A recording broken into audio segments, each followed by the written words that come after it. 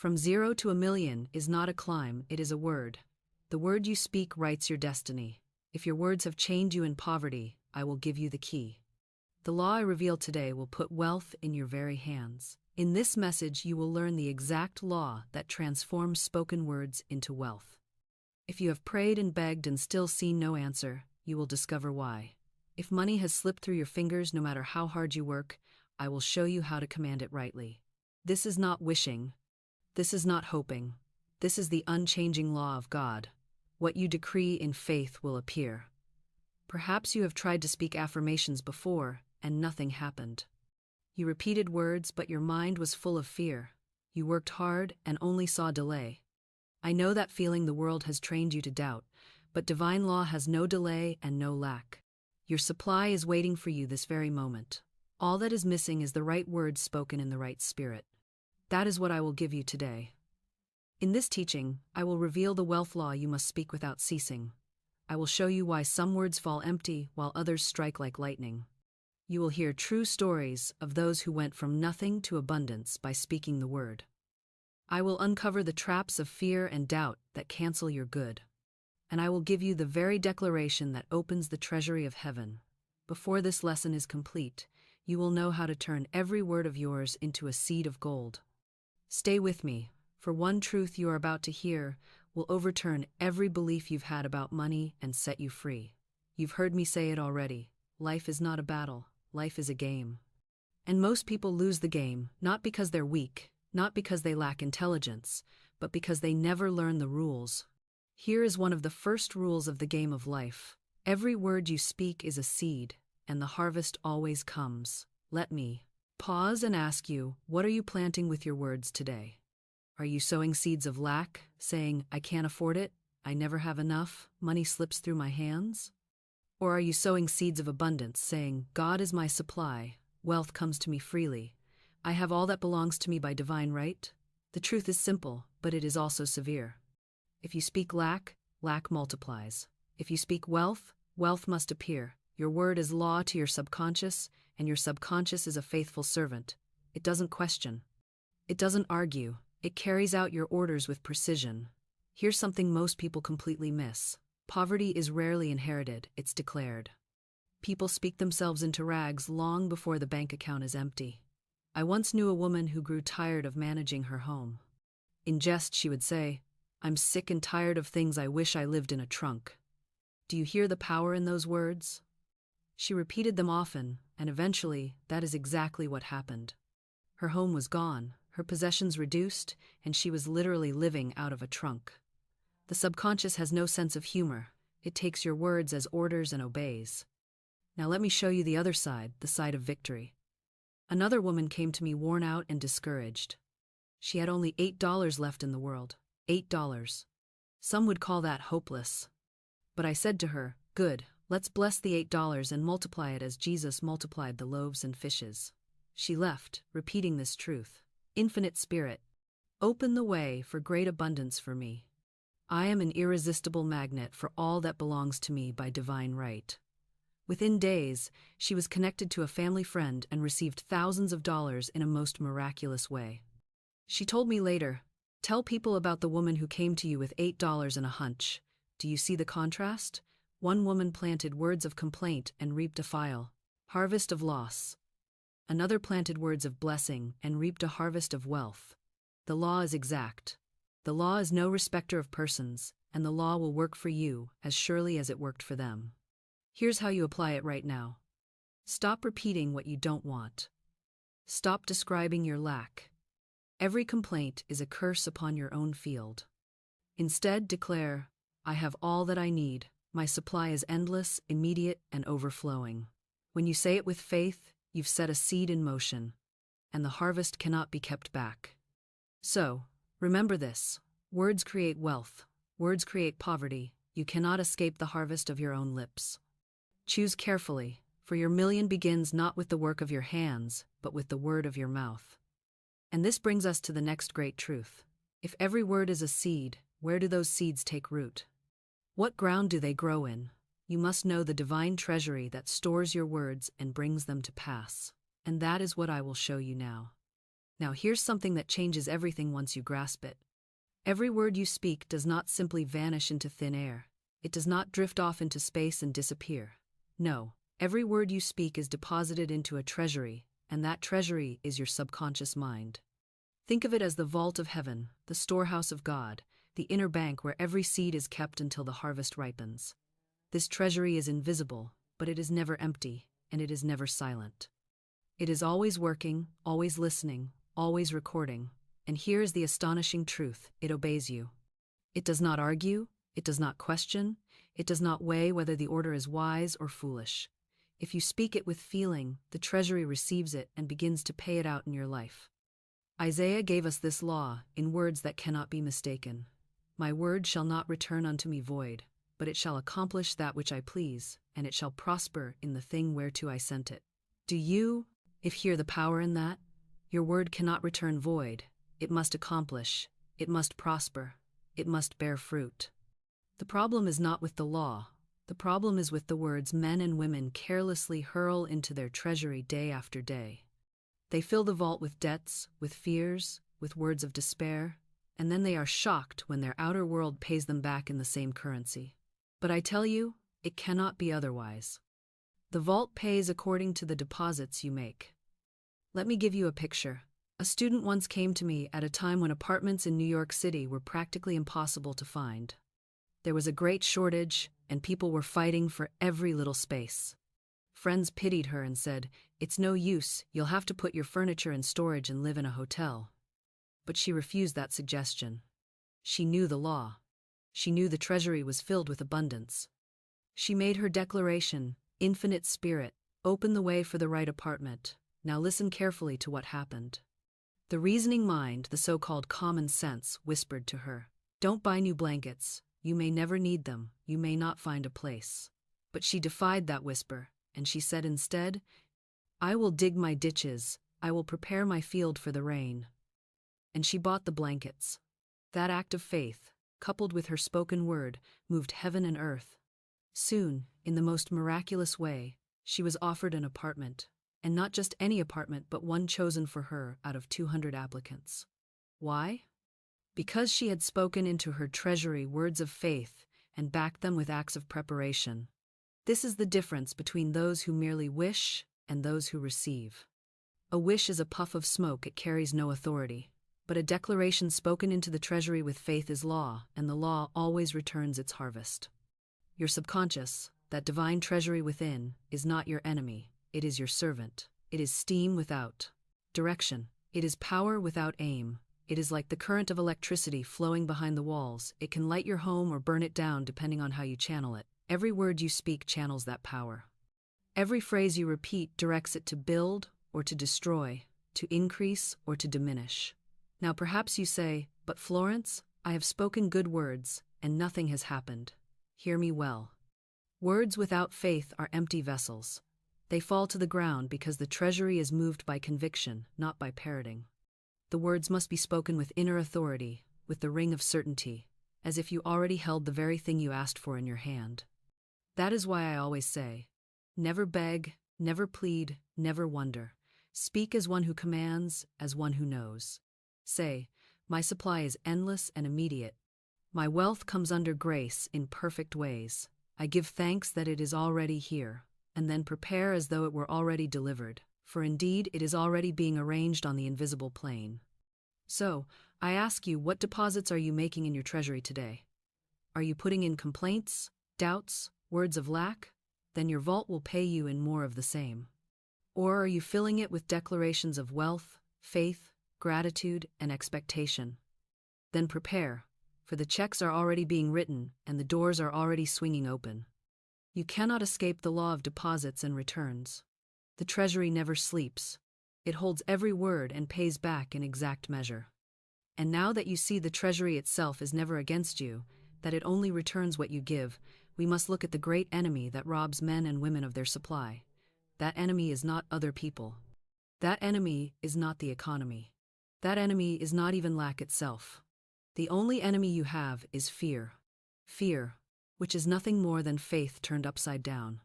And that is what we will break down next.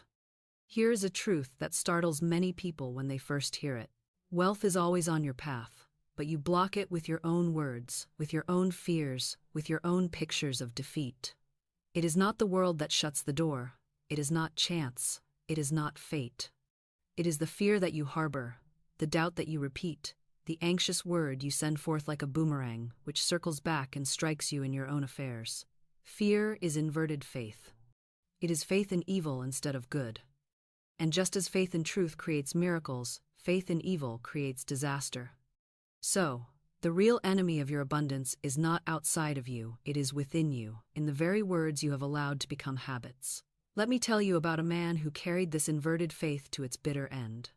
He feared a certain disease. It was rare, it was difficult to contract, but he thought about it constantly, he read about it, he pictured himself afflicted by it, and in time his fear brought it to pass.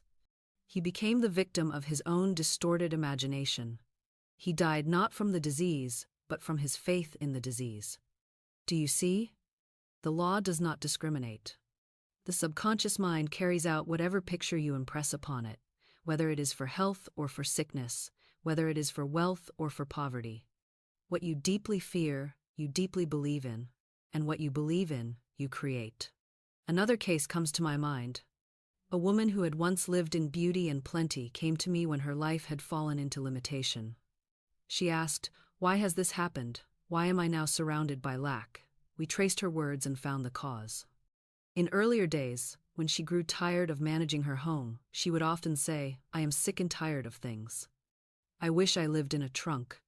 She spoke it with force, she repeated it often, and the subconscious recorded it.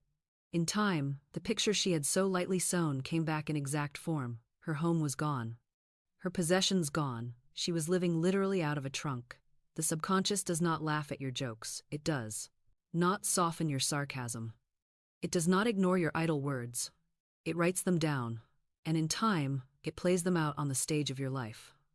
Fear does the same thing. Fear of poverty, fear of failure, fear of rejection, fear of loss. All these fears are nothing but commands to your treasury to prepare the very things you dread. I have heard people say, "I must save for a rainy day," and soon enough, the rainy day appears. Others say, "I am getting ready for the poorhouse," and in due time, they find themselves on the edge of poverty. There was once a woman with great wealth who repeated as a joke that she was always getting ready for the poorhouse. Do you know what happened? Within a few years, she had lost it all, and she stood nearly destitute. Why? Because her subconscious took the orders seriously. It did not ask, did she mean it? It only said, it is spoken, let it be done. So I say to you today, stop planting the weeds of fear. Stop rehearsing the things you do not want. Stop lending your tongue to the service of poverty and loss. Every time you speak fear, you are making a deposit in the bank of lack. Every time you joke about disaster, you are giving the treasury an order to prepare it. Every idle word is a seed, and it will not return void. Here is the way of escape: substitution. You must substitute faith for fear, affirmation for complaint, blessing for curse. Every time the fear word rises to your lips, replace it instantly with the word of truth. If you are about to say, "I cannot afford it," replace it with, "My supply is endless, and what I need comes quickly and perfectly."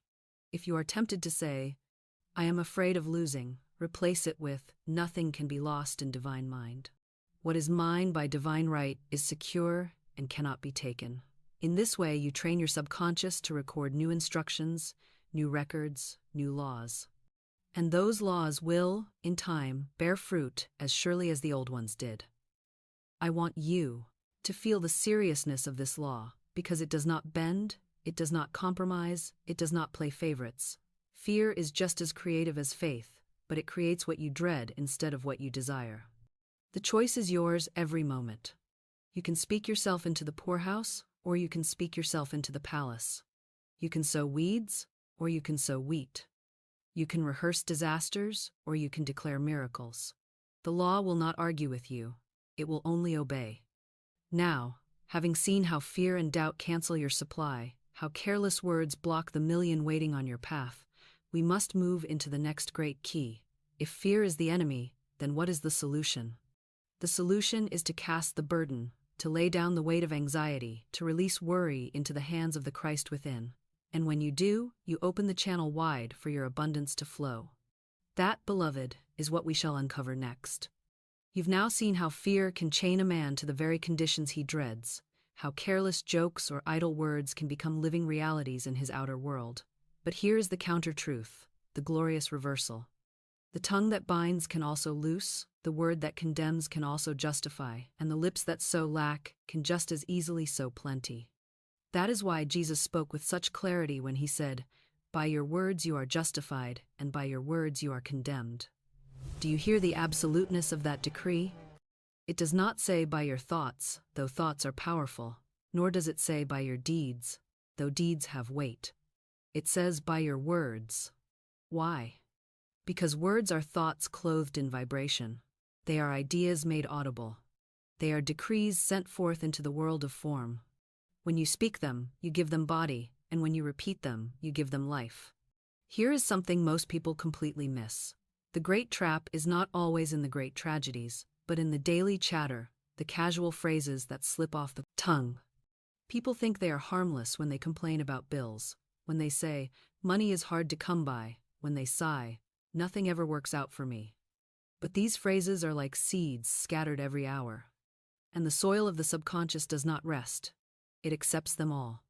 Then the harvest comes, and they wonder why. They wonder why doors close, why opportunities slip away, why money seems always a step ahead but never in the hand. It is because they have been describing their conditions instead of declaring their truth. Let me draw this line in bold letters for you. Description is a curse, declaration is a blessing. When you describe your lack, you feed it. When you declare your supply, you free it. There is no power in rehearsing what is, there is only bondage. But when you declare what should be, what already exists in divine mind, you set the law in motion, and the unseen begins to move. This is why I never let my students say, "I am broke." I forbid it. I never allow them to confess, "I cannot afford it." For the moment they say it, they chain themselves to it. Instead, I give them declarations that lift them into truth. One of the most powerful is this: I have a perfect work in a perfect way. I give a perfect service for perfect pay. Speak that in the face of unemployment, and you will see opportunities rise where none seemed possible. Declare it when your pockets feel empty, and soon enough, the right service, the right pay, the right work will appear, for you have decreed it into being. And perhaps you wonder, but what if I don't feel it? What if I say these words, but deep down, I still doubt? My answer is this: keep speaking. Speak until your words are louder than your doubts. Speak until your lips teach your heart. The tongue has authority over the heart. The spoken word, repeated with rhythm, can train the very feelings you thought you lacked. This is why I say, your word is your wand. It is not merely the reflection of your state. It is the tool by which you change your state. Do you see, then, why it is so urgent to watch your words? Do you see why I tell you never to give voice to fear? Because the tongue is like a seed sower walking through the field of your mind. Every sentence is a handful scattered, and the ground is always fertile. The weeds grow as easily as the wheat. So, choose carefully, and speak only what you seek. Imagine this. A man comes to me and says, "Florence, I am terrified of losing my job. I keep saying, I don't want to be unemployed." I tell him, stop saying what you don't want. Stop feeding the picture of loss. Instead, declare, I am secure in my right work. I am always in demand. My service is valued. My pay is sure. Do you hear the difference? One statement rehearses fear. The other declares truth. The first feeds the weed. The second plants the wheat, and the harvest must follow the seed. So I challenge you now, listen to your tongue. Listen to the phrases that fall carelessly from your lips. Are you describing the shadows, or are you declaring the light? Are you talking about lack, or are you commanding supply? If you want the million, you cannot afford idle chatter. Your words must be disciplined, precise, filled with authority. For the law is always listening, the treasury is always open, and the harvest is always being prepared. Now that you understand the danger of describing conditions and the freedom of declaring truth, we can step deeper into this mystery. For it is not only that your words must change, it is that your words themselves are magical. They are not mere sounds. They are wands in your hand, instruments of power, capable of transforming the very substance of your life. And that, beloved, is what I will show you next. Now I must tell you, something that, once it enters your consciousness, will never leave you the same again. Your word is not only a sound, not only a thought made audible, not only a vibration passing into the air. Your word is your wand, and with this wand you are shaping your life, moment by moment, decree by decree, sentence by sentence. You may think of a magician holding a rod of power, waving it to change the conditions before him. But the truth is, you are that magician, and the wand you hold is not in your hand but on your tongue. Every time you speak, you cast a spell. Every time you speak, you wave your wand over the substance of life. And what you call forth, whether blessing or curse, whether wealth or want, whether healing or sickness, that is what appears. Most people never realize this. They think words are cheap. They think words are harmless. They chatter about debt, they gossip about failure, they laugh about sickness, and then they are astonished when those very conditions stand up like living giants before them. They do not see that with every idle phrase, they have been waving their wand, creating forms in the invisible, forms which later harden into facts. That is why Jesus warned so sharply, "By your words you are justified, and by your words you are condemned." He knew the law. He knew that the tongue is not an ornament, it is a scepter. And when you use it rightly, you are a queen, a king, a ruler over circumstances. Let me give you an example that shows the wonder of this law in action. A woman came to me once with only $2 left in the world. $2. She felt despair, for she thought $2 could do nothing. But I said to her, "We bless the $2. We call it the magic purse of the spirit. This purse can never be emptied. As money goes out, money must come in. And I see it crammed, jammed, and bulging with supply green bills, gold coins, silver, checks of every color, pouring into your life under grace in perfect ways." She caught the vision. She lifted her wand and spoke the words. She felt her purse heavy in her hands. She refused to see it as small. She spoke abundance over it. And in a short time, she received a gift, not 200, not 2,000, but $6,000. Do you see? The wand of her word transformed $2 into 6,000, because she waved it with faith and conviction. This is the secret. You cannot wave the wand timidly. You cannot whisper the words as if hoping they might be true. You must speak them as one who knows, as one who commands, as one whose authority cannot be questioned. When Moses stood before the Red Sea, he did not whisper a wish. He lifted his rod, he declared the way open, and the waters obeyed. Your tongue is that rod. Your wand is your word. Speak, and the waters part. Speak, and the supply flows. Speak, and the walls fall flat. Now perhaps you say, "But Florence, I have said affirmations before and nothing happened." I tell you why. Because you waved your wand without faith. You spoke the words as if they were a test, not a decree. You whispered them with doubt in your heart, and the subconscious heard the doubt louder than the words. To use the wand rightly, you must speak as one who expects, as one who already holds the thing in hand. You must speak as a king issuing a command to his servants, not as a beggar making a request. When you grasp this, you will never again let your words fall carelessly. You will understand that every phrase is a stroke of the wand, every sentence a shaping force. You will speak deliberately, carefully, rhythmically, always blessing, always declaring, always commanding. And when appearances rise against you, when circumstances roar their denial, you will not yield, you will not describe them, you will not complain. You will wave your wand and declare, "This situation dissolves now. Supply flows now. Health springs forth now. God's law governs now, and the invisible substance will obey. It cannot do otherwise." So I say to you, take up your wand today. It has never left you. It has been on your tongue all your life. You have used it, perhaps without knowing, to create every condition you now see. But from this moment, use it with wisdom. Speak only what you wish to see. Bless only what you wish to increase. Declare only what you want made flesh. For your word is your wand, and with it, you can call forth the million that is already yours by divine right. And once you understand that your words themselves are wands of power, the next question arises: how often must you use them? Is it enough to wave the wand once and stop? No. Just as a seed must be watered, Just as a muscle must be trained, so the word must be spoken until it sinks deep into the subconscious and becomes a living conviction. That is why the next secret is the rhythm of repetition. And that is where we go now. Now listen closely, for this is where many falter.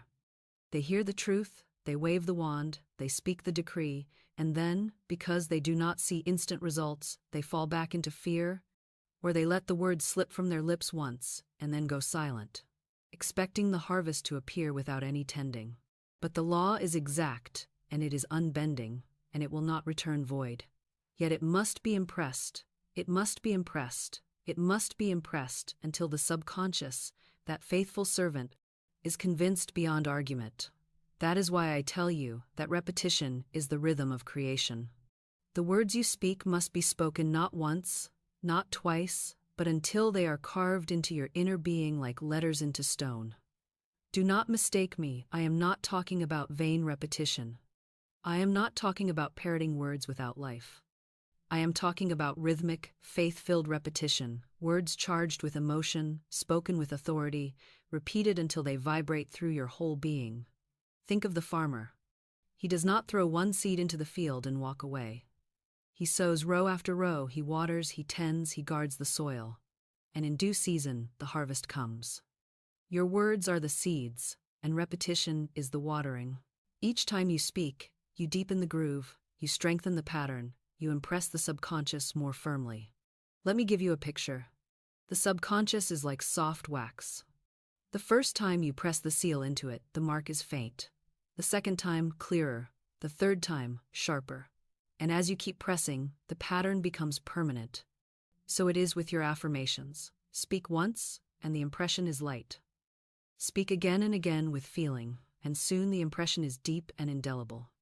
At that point, nothing can erase it, and the outer world must obey. A woman once said to me, I have spoken affirmations for prosperity, but nothing seems to change. I asked her, how do you speak them?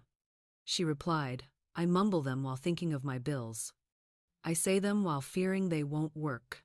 I told her, that is not repetition, that is contradiction.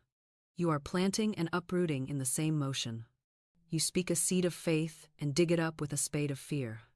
I taught her to speak with rhythm, to set aside her fear, to say with power, God is my unfailing supply. Large sums of money come to me quickly, under grace, in perfect ways. She repeated it, not with dread but with joy, not as a test but as a decree. She spoke it morning, noon, and night, until she no longer doubted, until she no longer wondered, until she knew. And soon the supply came, not in trickles, but in avalanches, because she had impressed the law with the rhythm of her faith. This is why I warn you against the half-hearted word. Do not let your affirmations become a chore. Do not let them become lifeless sentences muttered without attention. Speak them as if they were lightning bolts. Speak them as if each word were striking the very heart of the universe. Speak them with joy, with music in your voice, with conviction in your tone. For words repeated without life are empty shells, but words repeated with fire are living forces. And let me say this, repetition is not only about frequency, it is about rhythm. Life itself moves in rhythm. The tides rise and fall, the heart beats and rests, the seasons turn and return. So too must your words follow rhythm. Speak them daily, speak them regularly, speak them until they are as natural to you as breathing. When fear rises, answer it with rhythm. When doubt whispers, drown it out with rhythm. When appearances shout lack, silence them with the steady drumbeat of truth. Neville Goddard, who also taught the creative power of imagination and word, often said that assumption, persisted in, becomes fact. Persisted in, that is the key. It is the same truth I declare to you now. Hold to the word. Repeat the word. Sing the word. Live the word. And the word will take flesh in your life. So if you have been speaking once and stopping, begin again. If you have been declaring without conviction, ignite your words with fire. If you have been rehearsing lack more than declaring wealth, change the rhythm of your speech. Put your whole being into the repetition of truth. For once the subconscious accepts the impression, once the treasury is convinced beyond doubt, the harvest cannot be withheld, the million cannot be delayed, and the supply must come pouring into your life in perfect ways. Now, with this foundation laid, with your words spoken in rhythm until they cut deep into the subconscious, you are ready to learn the very sentence, the decree, the millionaire's phrase that must be said nonstop, the affirmation that gathers all this truth into one irresistible command. And that is the key we will turn next. Now we come to the heart of it, the golden key, the sentence that turns poverty into plenty, the decree that carries the vibration of wealth itself.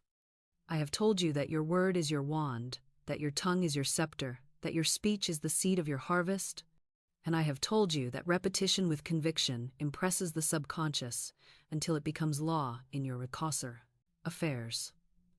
But all of that leads to this moment, the revelation of the very words that will take you from 0 to 1,000,000 if you speak them without ceasing, if you carry them on your lips day and night, if you let them burn into your soul until they are no longer just sentences you say, but truth you embody.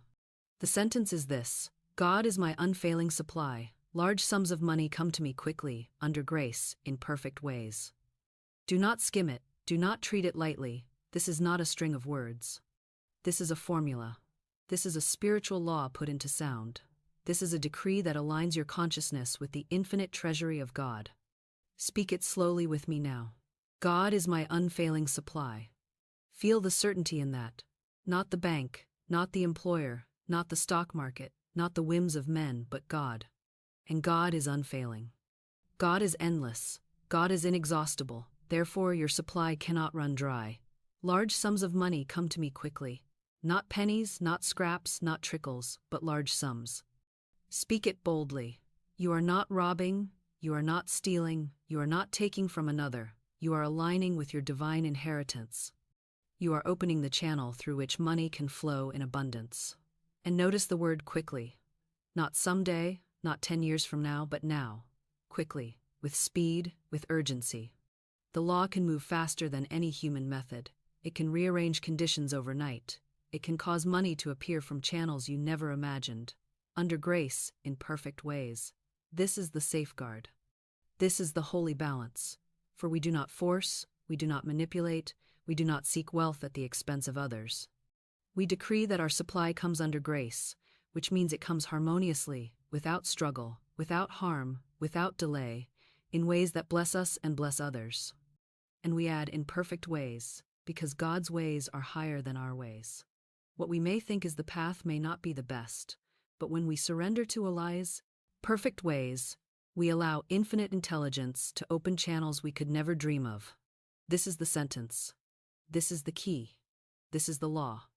And I tell you plainly, if you will say it non-stop, if you will speak it morning and night, if you will let it be on your tongue when you wake and when you sleep, if you will let it drown out fear, replace complaint, silence doubt, and if you will back it with faith and gratitude, you will see results. I do not mean eventually. I do not mean in some far-off future. I mean now. The law works when you work it. The treasury pays when you make your deposit. The wand creates when you wave it. I recall many who have used this very sentence and seen wonders.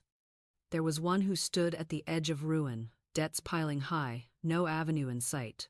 She began to speak this decree without ceasing. Every time fear whispered, she answered with the law. Every time doubt crept in, she repeated the words with force. Soon opportunities opened, debts were paid, money flowed in, and she stood free and prosperous.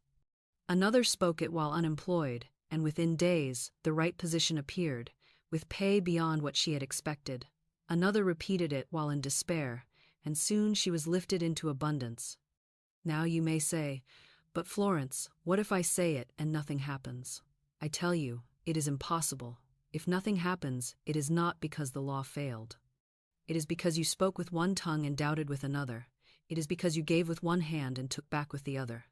Speak it as if it were already true.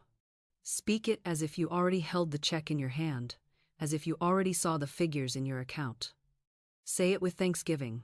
Say it with joy. Say it as a declaration, not a request. So I leave you with this charge. Take this sentence as your own. Write it down, post it where you can see it. Speak it aloud, not silently. Speak it until it rings through your house. Speak it until it becomes your heartbeat. Speak it until the subconscious accepts it as law. And watch, as surely as the sun rises, As surely as the tide returns, your supply will appear in large sums, quickly, under grace, in perfect ways. Now that you hold this millionaire's sentence, this decree of abundance, we must deal with the final obstacle. For though the law is set, though the supply is sure, many still find themselves hemmed in by the records of the past, the old words, the old fears, the old patterns that rise up to choke the new seed. If you do not clear them, they will strangle your harvest. That is why the next step is to smash every false record, to break every old decree of lack, to wipe the slate clean so that only truth remains. And that is the work we will take up now. Now that you have the millionaire's sentence in your hand, now that you know your word is your wand and your tongue is your scepter, I must give you a warning and a weapon. For even as you speak the truth, there are old records playing within you, records you yourself have set in motion by idle words spoken in the past, by fears rehearsed, by complaints repeated until they carve deep grooves in your subconscious. And these old records will rise up and play themselves unless you break them. They are like phonograph records that turn round and round, playing the same dreary song until you lift the needle and smash the disc. That is what must be done with the false words of the past. They must be demolished, destroyed, erased. Otherwise, they will echo in the background of your life, drowning out the music of truth with the clamor of fear and lack. Most people have lived for years with the same phrases on their lips. They have said, money is scarce. They have said, I am always unlucky. They have said, I can't hold on to what I earn. They have said, I never get a break. They have said these things not once, not twice, but over and over, until their subconscious has taken them as law. And now, those words, spoken carelessly years ago, have become like living chains, dragging them down into conditions that seem inescapable. But I tell you this, no chain forged by words can withstand the hammer of truth. No record of lack can continue to play once you speak the word of denial and affirmation with authority. Here is how you do it.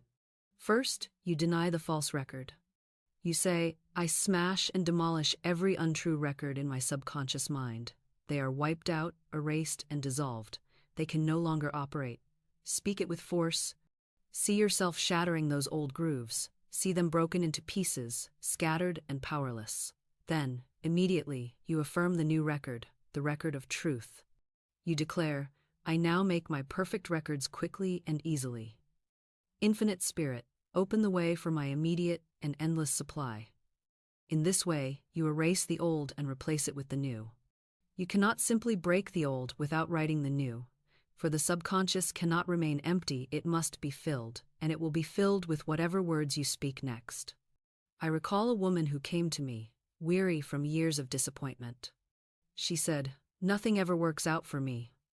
I told her, you must break that record, for it has been playing so long that your whole being hums to its tune. Say instead, everything I do prospers. Everything I touch turns to success. Infinite Spirit now opens the way for my highest good. She began to speak it, though at first she felt it was a lie. But as she repeated it, the old record lost its grip, the grooves faded, and the new pattern was impressed. Within months, doors opened, opportunities came, and she said to me with shining eyes, Florence, it is as if I live in a new world. Of course she did. She had smashed the old disc and set a new one spinning. You must do the same. Listen closely to yourself. What phrases rise unbidden to your lips? What sentences have you spoken so often that they now feel like truth? Those are the records that must be broken. Do not let them play another day. Take up the hammer of denial and strike. Then write new grooves with the chisel of affirmation. This is not a one-time act. Old records may try to play again, but each time they rise, strike them down with truth. Eventually, they will be silenced forever, and only the music of abundance will fill your being. And let me say this clearly. Do not fear the old records. They have no power except what you continue to give them. They are like shadows on the wall, frightening only until you shine the light. They are like mirages in the desert, appearing real until you walk through them. The moment you speak with authority, the moment you say, this is erased, they dissolve. For truth always prevails, and falsehood cannot endure before the spoken word of faith. So today, begin this work. Break every record of lack, every groove of fear, every disc of doubt. Replace them with songs of abundance, records of prosperity, grooves of joy. Fill your subconscious with melodies of wealth and health and happiness. For once the old is cleared away, the field is ready for the new seed, the treasury is ready for new deposits, and the harvest can come swiftly. And yet, you must be on guard, for the greatest enemy of abundance, the very root of these false records, is fear itself. Fear is faith turned upside down, and it is fear that must be conquered if you would see the million flow. And that is where we must go next. Fear, that is the great enemy. That is the thief that slips in through the back door and steals the treasures you have spoken into being. And yet I tell you plainly, fear is nothing more than faith turned upside down. It is the same creative force, the same mental energy, the same power of belief, but pointed in the wrong direction. Faith is belief in good. Faith is confidence that the law works for you. Faith is knowing that the supply is certain and the way is open. Fear is simply faith in evil. Faith that loss is coming. Faith that disaster is near. Faith that poverty is your portion. The law makes no distinction. It works with whatever seed you plant. And if you plant seeds of fear, the harvest must be after its kind. Most people live their lives hypnotized by fear. They fear losing money, so they clutch at it, and the tighter they clutch, the faster it slips away. They fear losing love, so they become jealous and suspicious, and the very love they fear to lose departs. They fear disease, and in fearing it, they invite it. They fear failure, and in rehearsing that picture day after day, they walk into it. It is not that fate has cursed them, it is that they have given their faith to fear, and fear has become their master. I remember a man who once came to me, obsessed with the idea that he would contract a rare disease. He spoke of it constantly, read about it, feared every little ache in his body. I said to him, "Stop giving life to this shadow, refuse it, deny it, replace it with health decrees." But he could not let go of the picture. He watered it with his words every day. And in time, he manifested exactly what he feared. It was not the disease that killed him, it was his faith in the disease. Fear is creative. Fear is magnetic. Fear draws to you the very thing you dread, just as faith draws to you the very thing you desire. Do you see, then, how urgent it is to uproot fear the moment it appears? Do not toy with it. Do not let it linger. Do not stroke it as though it were a pet. Treat it as poison. The instant the thought of fear rises, strike it down with the word of truth. If the thought says, "You will lose your money," you answer immediately, "My supply is endless, and what is mine by divine right cannot be taken." If the thought says, "This will fail," you say, "Everything I do prospers, and success is mine now." If the thought says, "You will be sick," you say, "I am strong in the Lord, and in the power of his might. Health flows through every cell of my body." Do not delay, do not argue. Replace the false seed with the true at once. For every second you allow fear to speak, you are watering a weed. I tell you, fear is nothing but a lie dressed in rags. It has no substance of its own. It borrows its life from you. The moment you stop feeding it, it withers. The moment you deny it, it dissolves. The moment you replace it, it loses its grip. And yet, how many give more energy to fear than to faith? They speak their fears more often than their affirmations. They rehearse their doubts more often than their declarations. They bow to fear and wonder why faith does not deliver. You cannot serve two masters. Choose this day whom you will serve. Will you serve fear and reap its harvest of loss, or will you serve faith and reap its harvest of abundance? Let me give you a practical picture. Imagine your subconscious as a field. Faith plants wheat, fear plants weeds. You cannot expect wheat to grow in a field full of weeds. You cannot expect abundance when every day you water fear. So each time you hear yourself speaking fear, stop and say, "No, that is not true. I erase that record, I replace it with this," and then speak the decree of faith. Do this over and over until the weeds are gone, until only wheat remains. In this way, you transform fear into faith, inverted belief into upright trust, weeds into harvest. And remember this, fear and faith cannot stand together. When faith enters, fear flees. When you speak the truth boldly, fear shrinks like a shadow at noon. So never let fear have the last word. Always answer it. Always replace it. Always declare over it. In this way, you will not only silence fear, you will turn its energy into the very faith that builds your million. Now, having seen how fear works, having learned that it is simply faith inverted, the next step is to learn how to release it altogether, to lay it down, to cast it off, so that you no longer carry it as a burden. And that is the secret of casting the burden on the Christ within. That is what will set you free. You have now seen that fear is simply faith inverted, that it creates the very shadow it dreads, that it clings to you like a heavy weight.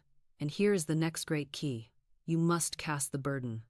You must lay it down. You must refuse to carry it another step. For as long as you carry your burdens yourself, you block the flow of supply.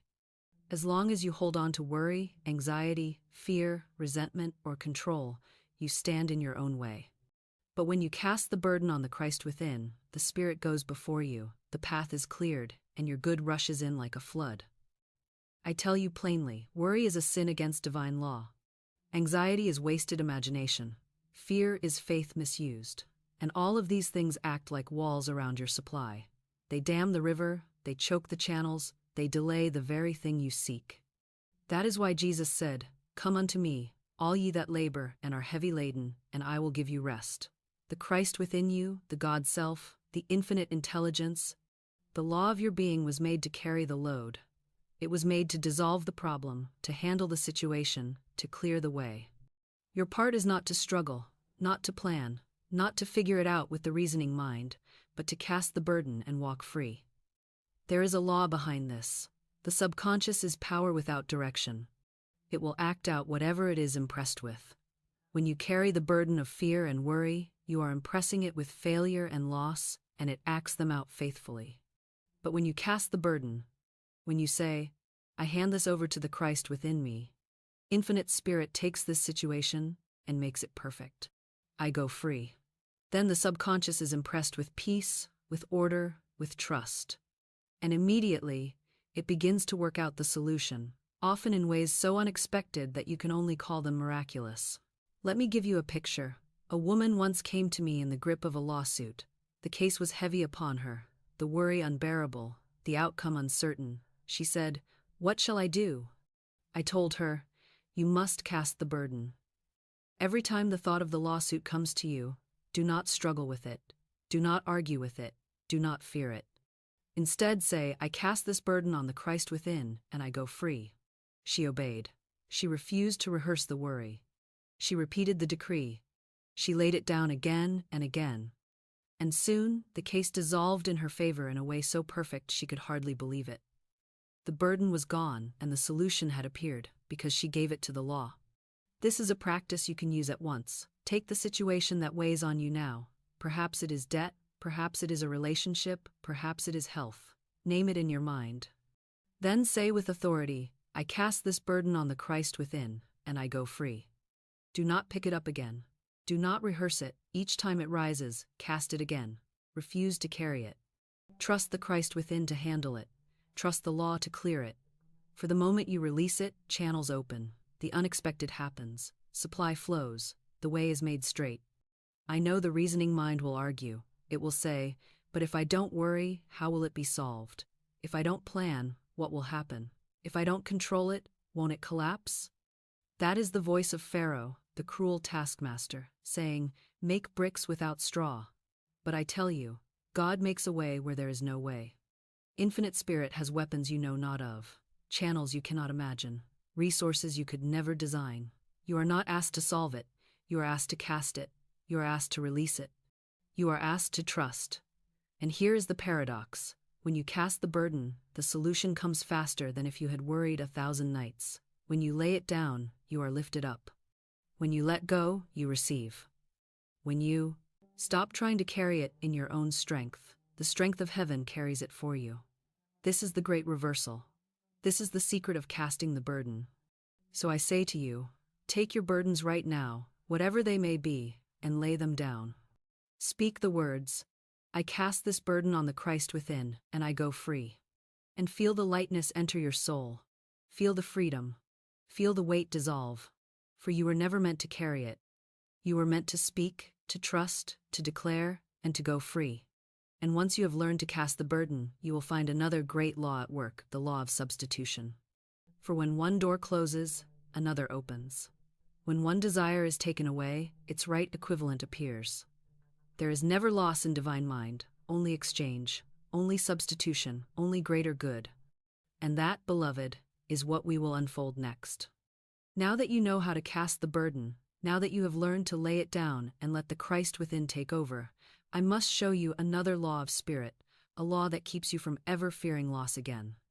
It is the law of substitution. This law declares that when something not meant for you leaves your life, something better, something higher, something truly yours by divine right must take its place.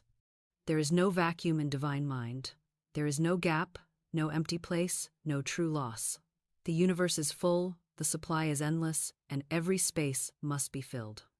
When the wrong thing departs, the right thing arrives. When a counterfeit is removed, the genuine is revealed. When an imitation is swept away, the true design comes forward. This is the law of substitution. Most people live in fear of losing what they have. They clutch at relationships that are not right. They cling to jobs that do not suit them. They grasp at possessions that weigh them down. And when such things begin to slip away, they cry out, "I am losing everything." But I tell you the truth, you cannot lose what belongs to you by divine right. And if it departs, it was never truly yours. Do not fear. Do not grieve. Do not cling. Trust the law of substitution. For what is not yours falls away, and what is truly yours comes in its place, always better, always richer, always more suited to your soul. I recall a case that illustrates this with great clarity. A woman came to me in despair. She was infatuated with a man, let us call him A, B, and she was determined to marry him. But the man was not free, and the situation was tangled. She prayed, she begged, she schemed, she clung to this desire. I told her, if AB is the right man, you cannot lose him. If he is not, you will receive his equivalent, and better. Say this, I release AB to his highest good. If he is mine by divine right, he will return. If not, I will receive his perfect equivalent. At first she resisted, for she feared that letting go meant losing everything. But at last she obeyed. She cast the burden. She trusted the law of substitution. And what happened? A, B, drifted out of her life, but soon she met another man, one free, one suited to her, one truly hers by divine right. They married, and she lived in joy she could never have known with A. B, what happened? The false was removed, the true was given. There was no loss, only substitution. This law applies to every area of life. If money slips through your fingers, do not cry out, I am ruined. Say instead, what I need will appear. Infinite Spirit now brings me my perfect equivalent. Nothing is ever lost in divine mind. If a job ends, do not despair. Say, this position is released to make way for my right work. A better place, a better pay, a perfect opportunity comes quickly, under grace, in perfect ways. If a friendship dissolves, if possessions vanish, if doors close, say, what is mine cannot be taken. What departs is replaced by its perfect equivalent. And watch how swiftly new good flows in, often far greater than what was lost. This law removes all fear of change. You need never dread endings. You need never cling to what is crumbling. For the crumbling only clears the ground. The ending only makes room for the beginning. The loss only reveals the gain. All you must do is trust the law, refuse to resist, refuse to grieve, refuse to hold on to shadows. Instead, declare, I cannot lose anything that belongs to me by divine right. What is mine comes to me now, swiftly and perfectly, and nothing can keep it from me. What is not mine is released and replaced by its true equivalent. Speak it, repeat it, stand by it, and you will find that life gives back more than it ever seemed to take. So do not be afraid. You cannot be robbed in the kingdom of spirit. You cannot be cheated out of your good. No one can take what is yours. And what departs is only making way for better. This is the law of substitution. And when you know it, you live in freedom, you walk without fear, you release easily, you receive joyfully. And now, with fear dissolved, with burdens cast, with false records broken, with substitution understood, the ground of your soul is clear. The weeds are gone, the stones removed, the field prepared. And what is next is the planting of abundance itself, the acting rich, the speaking rich, the preparing for the million, as though it were already in your hands. And that, beloved, is the royal road we take up in the next chapter. Now we stand at the threshold of demonstration, and I must show you a law that many neglect, and in neglecting it, they delay their own good. It is the law of preparation. For faith is not simply words spoken in the air, faith is action. Faith digs the ditches before the rain falls. Faith sets the table before the feast is cooked. Faith lays out the garments before the guest arrives. Faith acts as if the good is already at hand, because in truth, it is. Only the act of preparation proves to the subconscious that you truly expect. Words alone, if contradicted by fearful action, are weak. But words backed by preparation are irresistible, for they impress both mind and matter with certainty. I tell you, you must prepare the ditches. This phrase comes from the story in 2 Kings, where the prophet commanded the people to dig ditches in the desert. Though there was no sign of water, no cloud in the sky, no rain in sight, they obeyed. They dug ditches in faith, and in the morning the ditches were filled, not by rain, but by a miracle of supply. Had they refused to dig, the water would have flowed past them, wasted. But because they prepared, they received. The law is exact. Prepare, and your good must come to fill the space you have made. Refuse to prepare, and you shut the channel.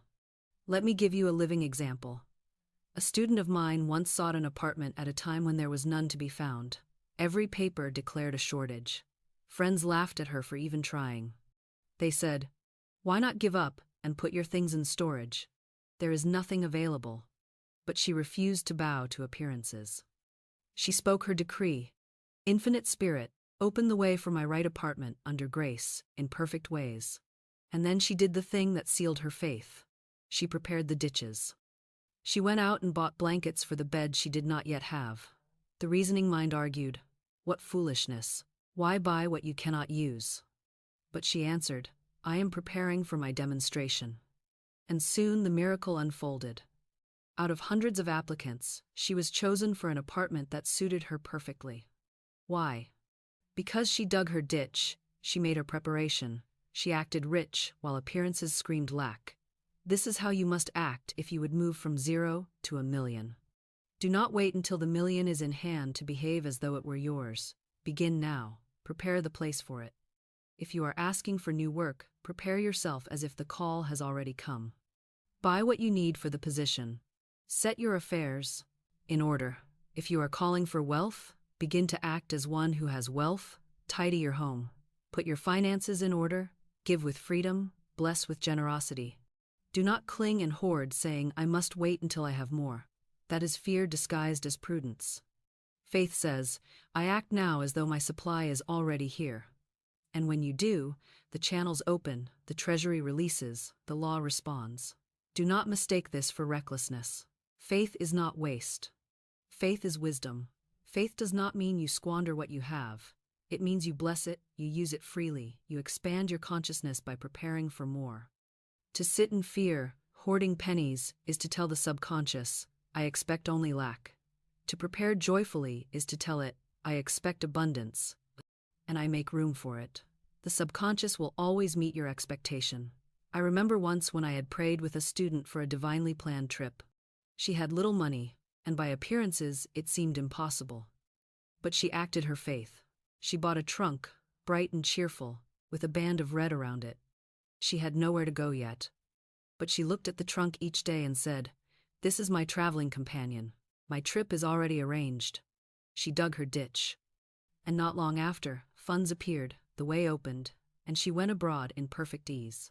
The trunk had magnetized her good because it was the act of preparation, the proof of expectation. So I tell you, prepare the ditches. Do not say, "When the money comes, I will act." Say instead, "Because the money is already mine in divine mind, I act now." Do not say, "When the work comes, I will be ready." Say, "Because the work is already mine, I prepare myself today." Whatever you ask, prepare the way. Build the channel. Make the space. And then, when spirit moves, the flood of supply will rush in and fill it. And once you understand preparation, you will see that it leads naturally into another great law, living in the end. For if you are preparing for something, you are already stepping into the consciousness of it as finished.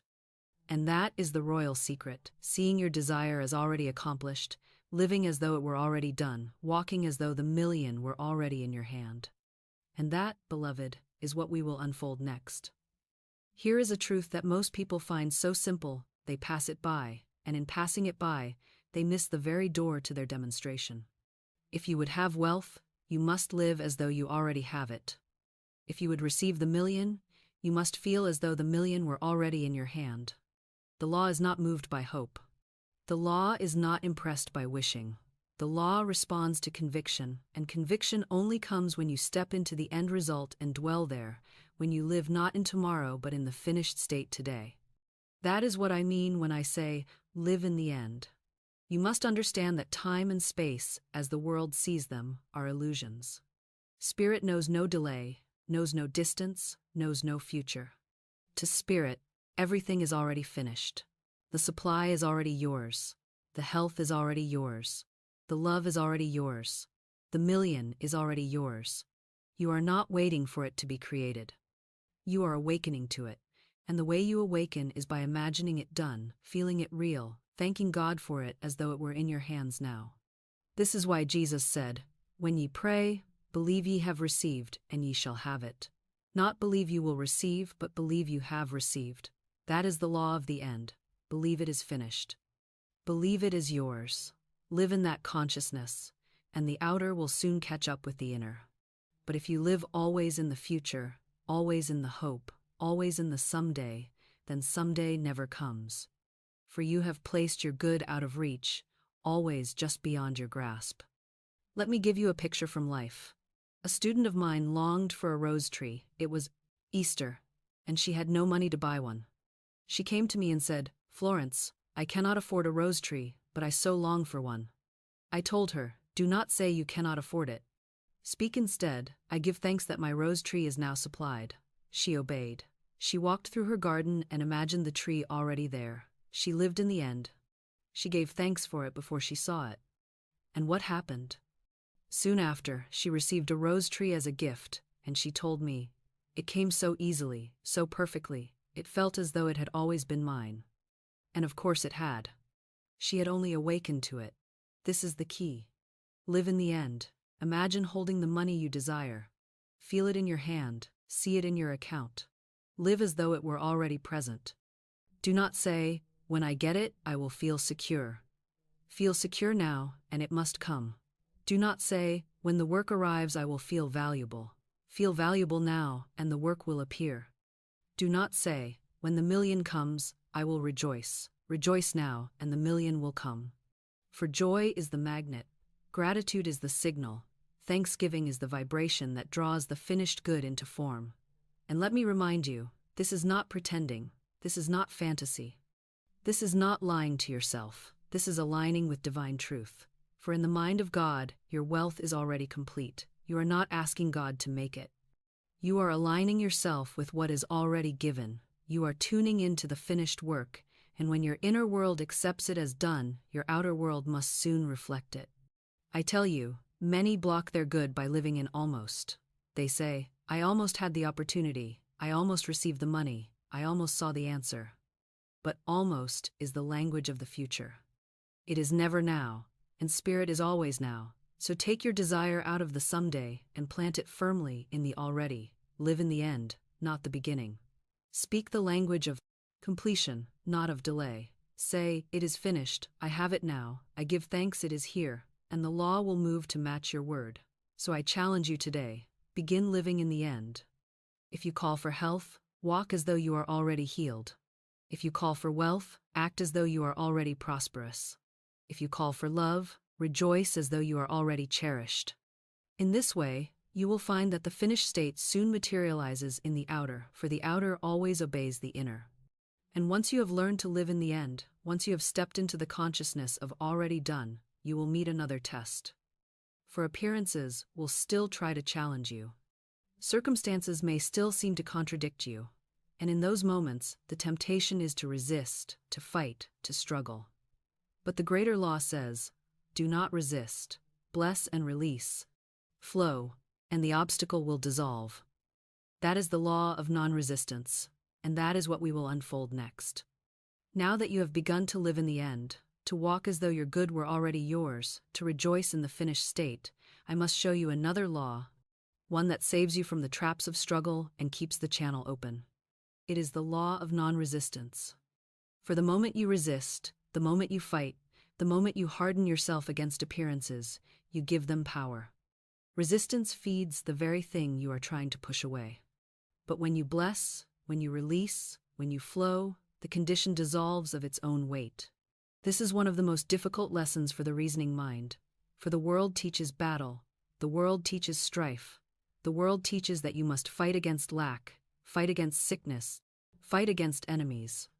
But I tell you, every fight is a magnet, every struggle is a chain. The more you resist, the more you tie yourself to the thing resisted. Jesus said, "Resist not evil." Why? Because resistance makes it real. Resistance cements it. Resistance fixes it in your consciousness. But bless it, release it, deny its reality, and it fades like a shadow before the light. I recall a woman entangled in a lawsuit.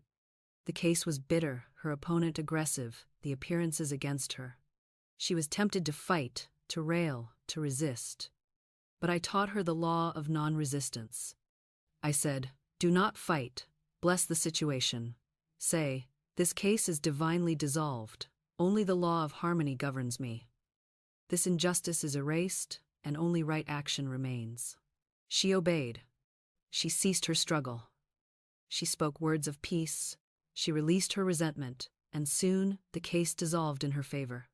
She had not won by fighting. She had won by flowing. The obstacle fell because she refused to resist. Think of a stream. When it meets a rock, it does not batter itself to pieces against it. It flows around it. It finds the open channel. In time, the rock itself is worn smooth, and the stream continues on its way. So must you be.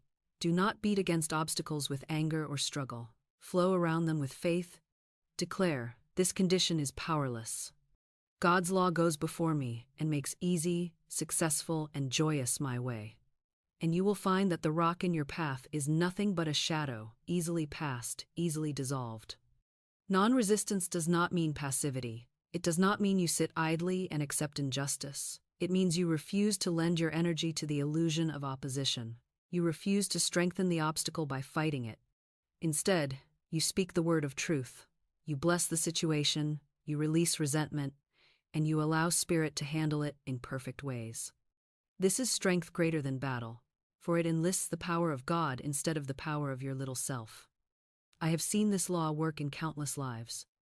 One woman, faced with a difficult landlord, ceased complaining, ceased resisting, and instead blessed him daily. Soon he softened, and where once there had been hostility, there was favor. Another, struggling against debt collectors, ceased resisting and declared, "There are no debts in divine mind. My bills are paid in full under grace." Soon unexpected money came, and the debts were cleared. The fight was over not because she had resisted, but because she had refused to fight. So I say to you, lay down your arms. Stop resisting. Stop pushing. Stop fighting shadows. Bless the appearance. Release the resentment. Speak the word of truth. And flow, for what you bless, blesses you.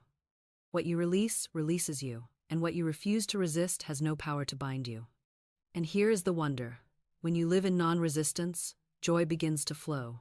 Peace enters. Gratitude multiplies. You cease to feel hard and strained, and you begin to feel light and free.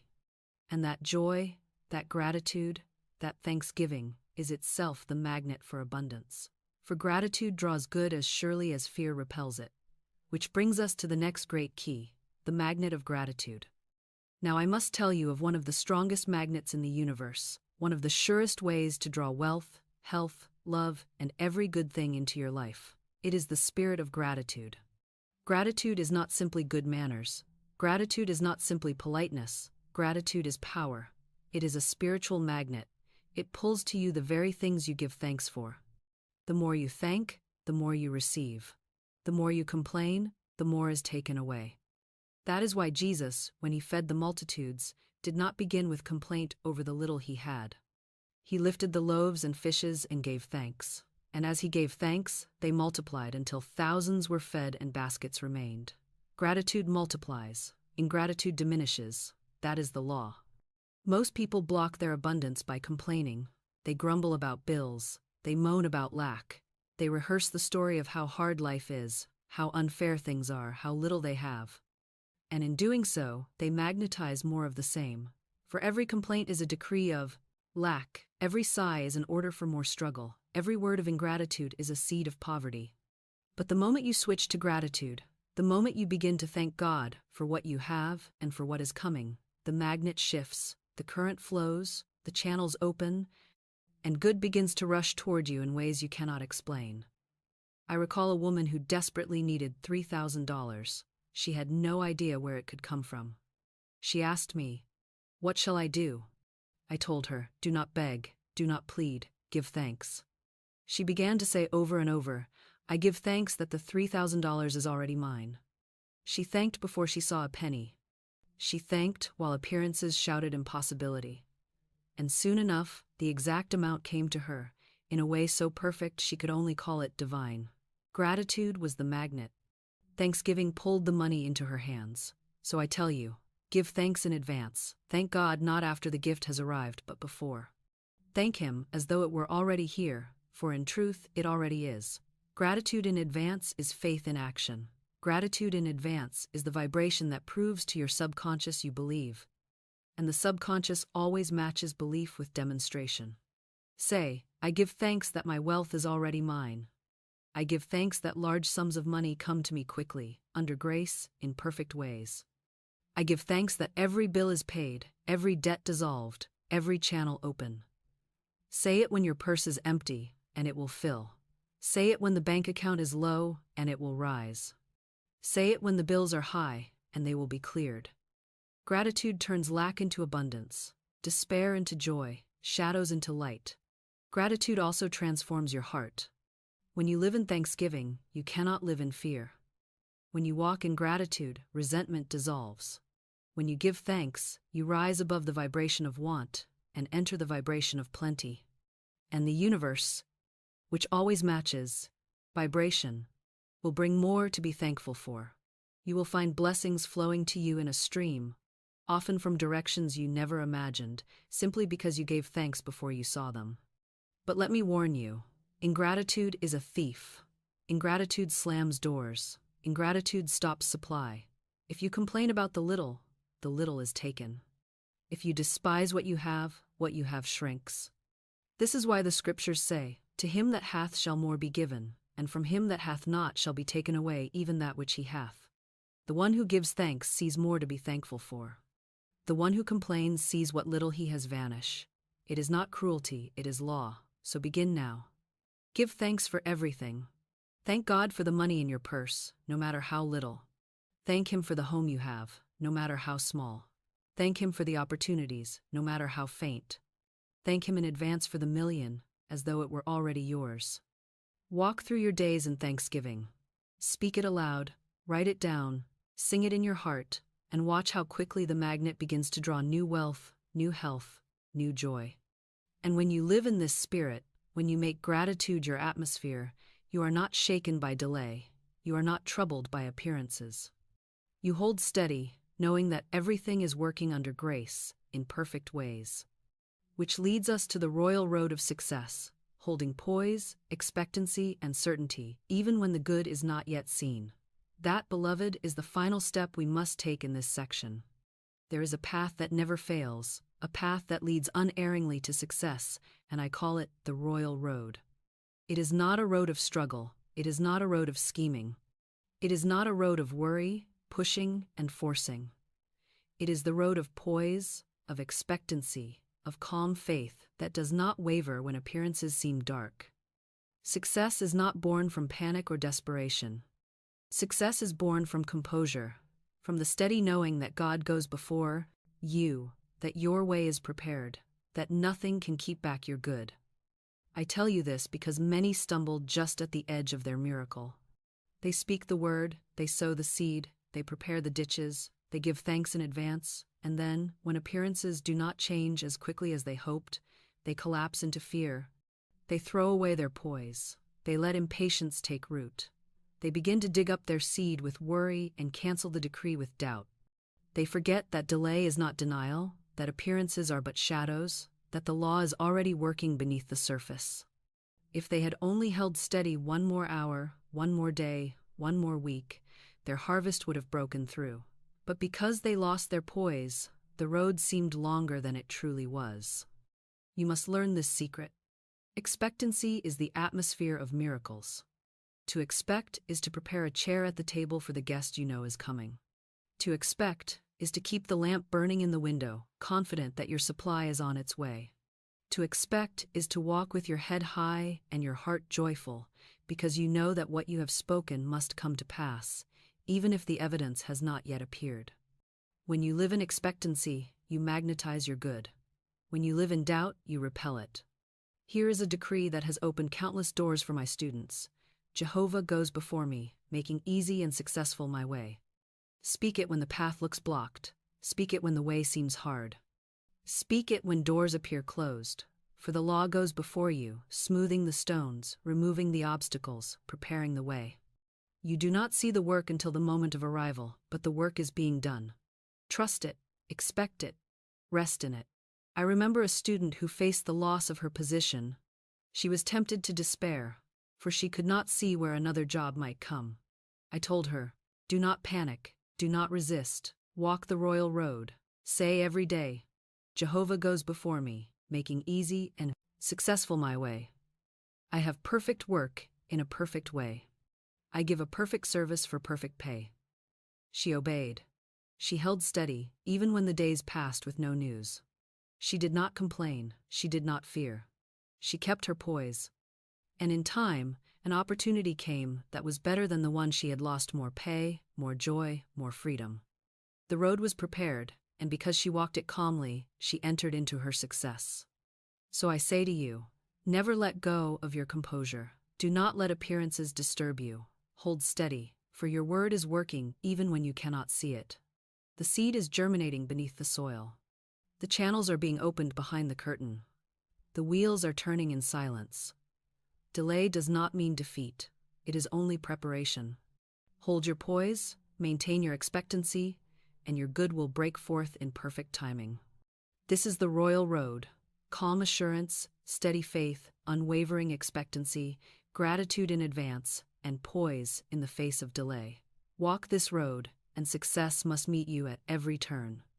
And now that you have spoken the word, prepared the ditches, lived in the end, flowed in non-resistance, magnetized your supply with gratitude, and walked the royal road of poise, you are armed with the full practice of wealth. But one great step remains, for you must guard the treasure. You must watch over the words you speak and the thoughts you allow. You must appoint the watchman at the gate of your mind to ensure that no thief enters, that no fear invades, that no idle word steals your million. And that, beloved, is the next chapter we must open together. Now that you have learned to speak the word, to wave the wand, to repeat with rhythm, to smash old records, to cast the burden, to live in the end, to bless instead of resist, to give thanks in advance, and to walk the royal road of poise, you must not forget this last and most vital command: guard your treasure. For all the work you have done, all the declarations you have made, all the seeds you have planted can be choked by idle words if you do not keep a sentinel at the door of your mind. That sentinel is the watchman at the gate. You must appoint him daily.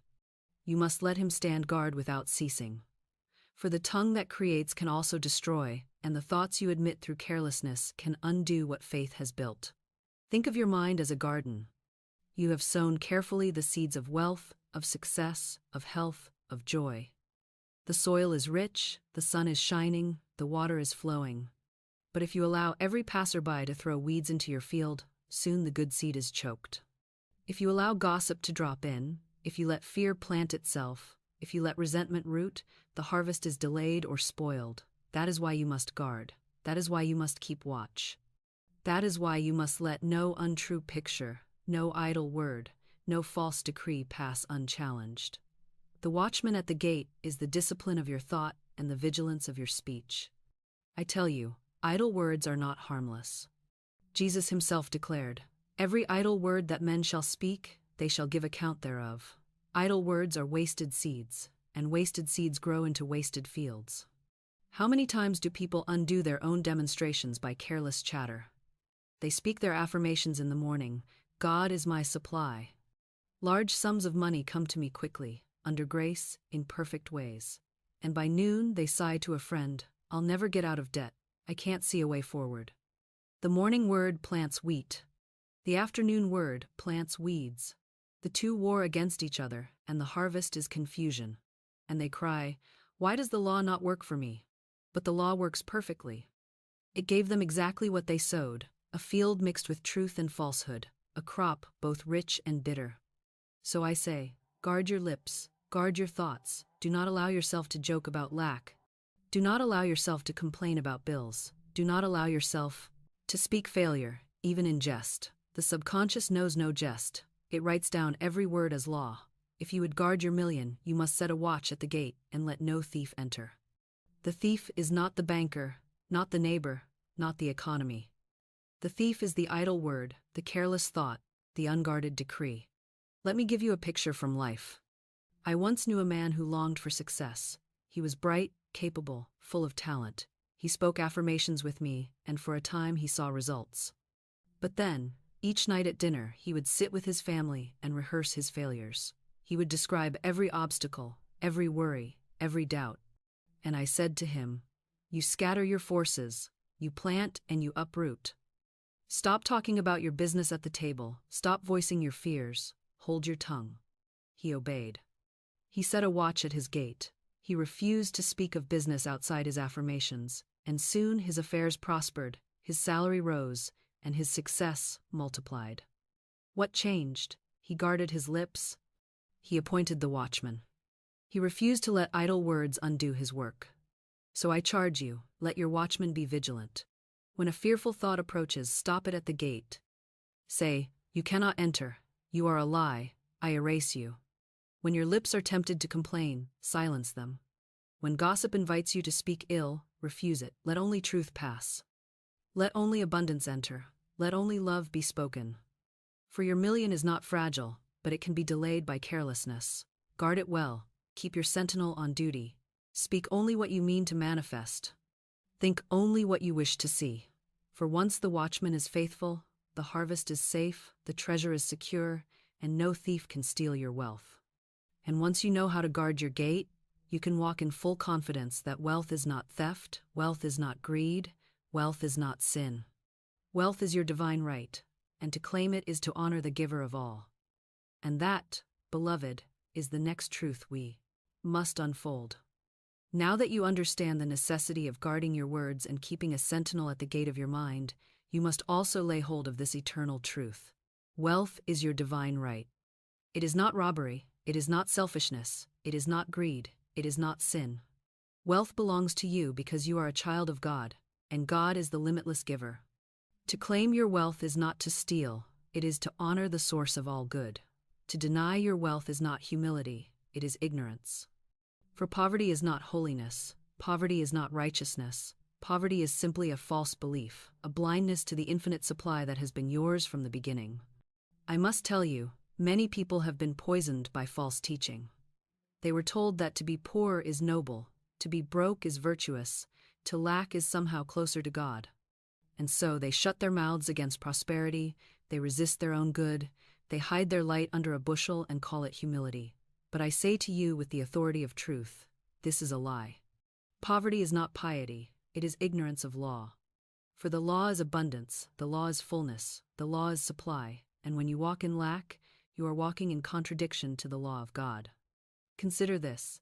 If God is infinite supply, if God is abundance itself, if the universe is overflowing with riches, how can it glorify God for his child to starve? If God is the great giver, how can it honor him to refuse the gift? If a father gives bread to his child, and the child throws it aside and says, I will honor you by going hungry, does the father rejoice? No, he grieves. He gave the bread to be eaten, to be enjoyed, to give strength and joy. So too with wealth. It is not meant to be refused.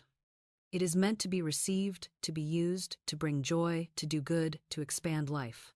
To receive your wealth is to give glory to God, for it proves him to be the giver he has always been. Let me give you the word of Scripture. The Lord is my shepherd, I shall not I shall lack. Not I shall beg. Not I shall scrape, but I shall not want. That is divine law. That is divine right. When you say, my supply is endless, immediate, and comes to me in perfect ways, you are not asking God to do something new. You are declaring what is already true. You are aligning your mind with the fact that has always been. The wealth is already yours. The inheritance is already given. You need only to claim it with your word and receive it with thanksgiving. I recall a student who hesitated to speak affirmations of abundance. She said to me, "Is it not selfish to ask for money?" I said to her, "You are not asking for money, you are aligning with supply. You are not stealing from others, for the supply is infinite. You are not taking what belongs to another, you are calling forth your own portion, which has been waiting for you all along."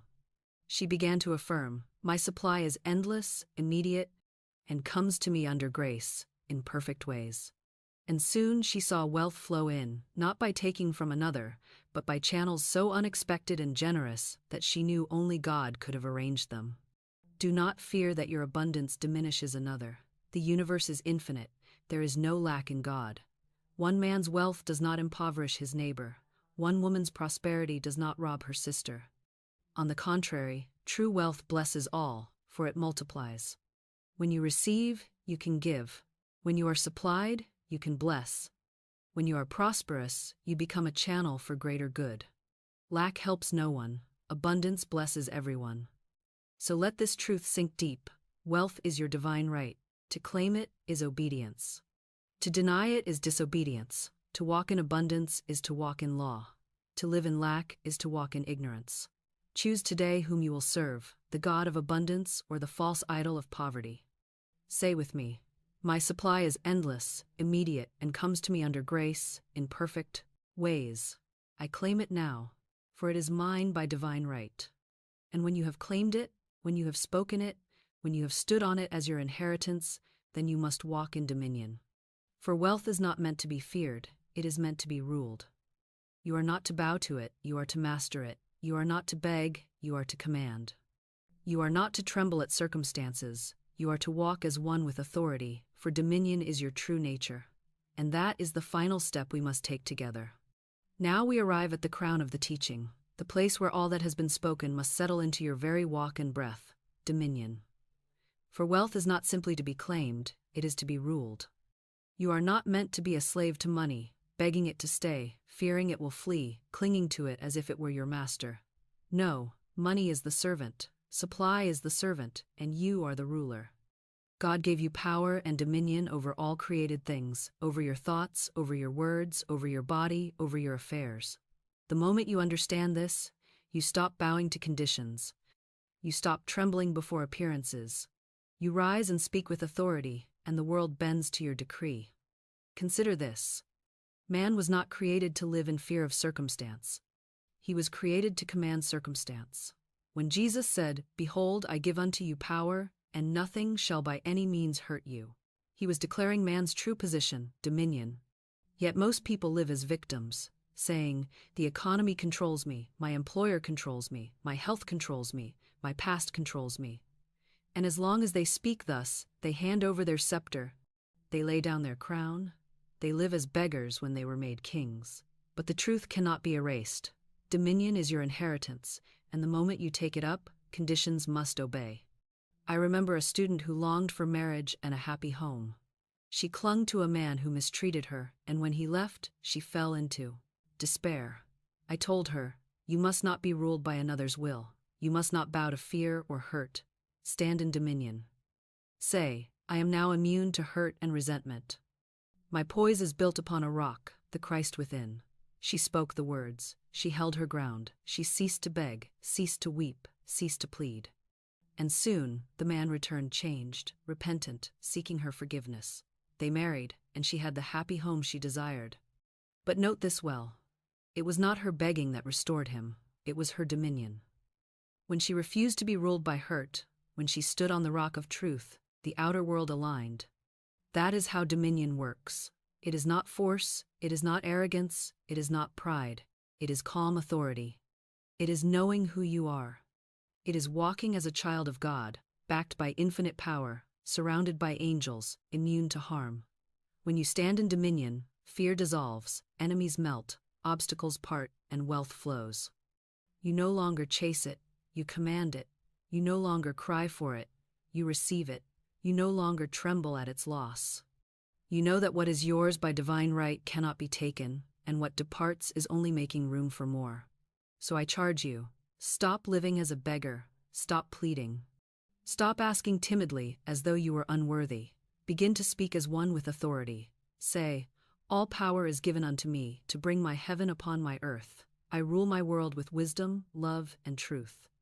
My wealth is secure, my supply is constant. My life is governed by divine law, and nothing can oppose it. Let these words be your crown, let them be your scepter. Let them be the song you walk by each day. And remember this, dominion is not domination. You are not to rule over others, but over yourself, your thoughts, your words, your reactions, your faith. For when you master yourself, all conditions fall into order. The outer is but a reflection of the inner. Govern your inner world, and your outer world becomes the kingdom it was meant to be. So, live in dominion. Walk with your head high, your heart steady, your words firm. Do not bow to fear, do not kneel before lack, do not tremble before appearances. You are backed by the infinite. You are clothed in power. You are heir to the kingdom. Live as such. And you will find that the million you seek, the abundance you call for, the health, the joy, the love, all come rushing to serve you, for you are no longer their servant, you are their master. And now, having walked this path from the word to the wand, from the burden to the blessing, from fear to dominion, I will gather these truths together for you in one final charge, one last decree, one closing affirmation that will seal this teaching in your soul. Now, beloved, we have walked far together. We began with the hook, the call, the startling truth that your words are not idle, that your words are not empty, that your words are wands of power shaping every corner of your life. We saw how lack and wealth alike spring forth from the seeds you plant with your lips. We traced the law behind the million, the treasury of the subconscious, where every decree is stored until it bursts forth in your affairs. We saw how fear, that inverted faith, robs men and women of their supply, and how the burden must be cast upon the Christ within, so that the channel may be free. We learned the law of substitution, the secret that nothing is ever lost, only exchanged for better. We moved into the acts of faith, digging ditches, preparing the way, living in the end, refusing to resist, blessing appearances, giving thanks before the harvest, and walking the royal road of poise and expectancy. And finally, we stood on the high ground of dominion, where you cease to bow to circumstances and begin to rule them with your word. But let me tell you again, the essence, the jewel, the key of the whole teaching. It is your word that creates, and your word must be guarded, guided, and given with conviction. Do not let your lips speak carelessly, for every idle word is a seed. Do not let your tongue complain, for every complaint is a curse upon your own field. Do not let your voice rehearse fear, for every fear is a magnet for what you dread. Instead, fill your mouth with wealth, fill your speech with success, fill your conversation with thanksgiving. Say the words of life, the words of abundance, the words of victory, until your whole being vibrates with their power. And never forget the millionaire's sentence, the decree that carries the vibration of supply itself. God is my unfailing supply. Large sums of money come to me quickly, under grace, in perfect ways. Say it when you wake, say it when you walk, say it when you sleep. Say it until you no longer merely say it but know it. Say it until the treasury within accepts it as law. Say it until you see it reflected in your accounts, in your hands, in your life. This is not imagination, it is law. Speak it with thanksgiving, and the million must appear, for the words spoken in faith cannot return void. So I send you forth with this charge. Stop living as a beggar and live as a ruler. Stop asking timidly and begin declaring boldly. Stop bowing to fear and start standing in faith. Cast the burden, bless the situation, give thanks in advance, prepare the ditches, live in the end, refuse resistance, guard your lips, and walk in dominion. Do this, and the million will not delay. It will come quickly, under grace, in perfect ways. And now, before we close, I leave you with this affirmation, and I urge you to speak it with me, aloud, boldly, rhythmically, until it burns itself into your soul. God is my unfailing supply. Large sums of money come to me quickly, under grace, in perfect ways. I speak it, I know it, I receive it. Say it once, say it twice, say it 1,000 times, and each time you speak it, you are watering the seed, you are writing the record, you are calling forth the harvest. Do not stop here. There is yet another law, more hidden than all the rest, a law that turns what seems delayed into sudden miracles, a law that takes years of waiting and compresses them into a moment of revelation. In my next message, I will open that secret door for you. Do not miss it. Click now and step through, for the law that makes blessings arrive overnight is waiting to be revealed. Go forth, and remember, the million is in your mouth. Speak it, and it must appear. Hear me now, for this is not merely a conclusion, this is a sending forth. You cannot sit at the table of truth and leave as though nothing were fed to you. You cannot hear these words and walk away unchanged. The law has been spoken, and once it is spoken, it is living, it is working, it is burning through your old beliefs even now. You may feel it stirring within you as I speak. That stirring is the rising of the Christ within, the eternal I Am, the voice that says, "All that the Father hath is mine, not some, not a little, not scraps or crumbs, but all." And that all includes health, includes joy, includes love, includes peace, and yes, includes wealth in overflowing measure. So I say to you, do not be timid with your good. Do not half believe, do not water down your decree. Speak with authority, walk with authority, act as one who has already received, for wealth is not coming, it is here. Supply is not future, it is now. Abundance is not far away, it is present, pressing against the door of your consciousness, waiting only for you to open with your word. Every time you declare, you are turning the key. Every time you repeat the sentence, you are pushing the door wider. Every time you give thanks, you are stepping through the threshold. Do not despise small beginnings. If you receive $5, bless it as though it were 5,000. If you see one open channel, bless it as though it were 100. For in the kingdom, like attracts like, gratitude multiplies, expectancy expands, what you honor increases. So treat every appearance of supply as sacred, and it will multiply in your hands. Say, this is only the beginning, the flood is on its way. This is proof that my word is working, and I give thanks that greater and greater sums are coming now, under grace, in perfect ways. And when you are tempted to doubt because appearances will still try to whisper their lies, remember what you have learned. Appearances are shadows. They have no substance. They are records of the past. They are the echo of words you once spoke in ignorance. Do not bow to them. Do not rehearse them. Do not fear them. Say, this is only a shadow. My truth is wealth. My truth is supply. My truth is abundance. And keep walking in the direction of your decree. The shadow will fade, and the substance will appear. Above all, remember that wealth is not for hoarding, not for pride, not for fear. It is for circulation, for blessing, for joy. When you receive, give. When you prosper, share. When you increase, let others taste of the abundance that flows through you. For money is like blood, it must circulate to give life. When you hoard it, it stagnates. When you release it, it flows back multiplied. So do not fear to give. Give as you are led, give with joy, give with wisdom, and you will find that every gift returns to you pressed down, shaken together, running over. So I leave you with this final word.